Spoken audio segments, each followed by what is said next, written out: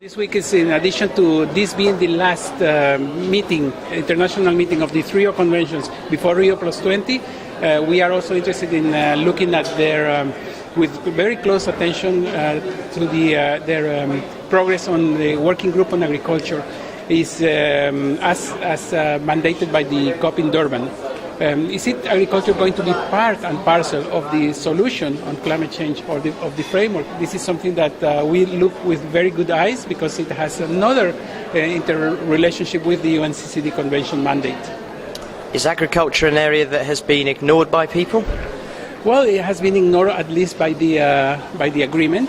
The agreement has been more focused on the energy and the economic side of the issues, and we think that the nexus between food security, water, and energy should be completed.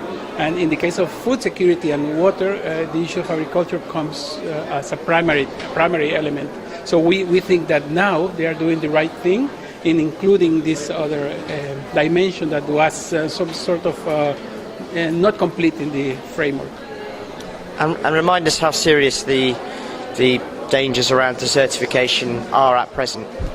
For example, thank you very much for that question. Just as an example, why we are interested in agriculture is, according to studies made a couple of years ago, 75 billion tons of soil are lost to land degradation worldwide. If you translate that into hectares, you will find that maybe half of the size of England is every year subject to additional land degradation. So this issue is increasing. The issue is increasing. It's caused by human-induced activities, and we have to also find some human-induced solutions. Okay, and let's finish on solutions. We're here at the Climate Change Conference, and obviously climate change plays a big role in desertification. What kind of policy initiatives are you going to be hoping for? What policy initiatives are you working on this week? The zero net land degradation. If this is a target that we could also at least start including into the international negotiation frameworks, we will be in good standing for the next 20 years, for the Rio Plus 40, let's say.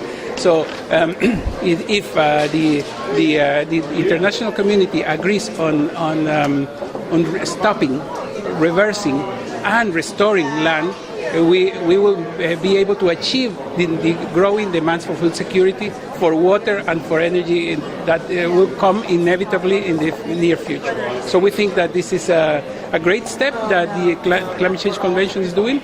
It's, as I said, the last step before Rio Plus 20. We expect that in Rio this year there is also some sustainable development goal on land and soil, and also the continuation for the COP of biodiversity with the Aichi targets that also relate to land in many ways. So the three conventions will have their own sustainable development goals and targets.